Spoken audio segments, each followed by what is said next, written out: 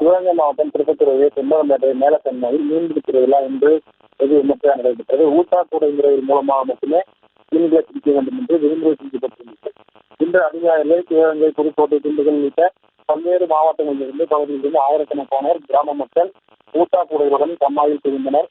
செம்பரம்பேட்டை கிராமத்தில் இந்த ஆண்டு நல்ல மழை பெய்யவும் விவசாயம் செழிக்கவும் வழிபாடு முடிந்து மேலே கம்மாயில் இருந்து மீன் ஏற்பிக்கு அனுமதி அளித்ததும் ஊட்டாக்கூடையும் போருக்கு போகும் போர் வீரர்களைப் போல் நாலாபுரத்திலிருந்து மின்னல் வேகத்தில் ஓடிச் சென்று கம்மாயில் இருந்து ஊட்டாக்கூடையில் போட்டி போட்டு மீன்களை பிடித்தனர்.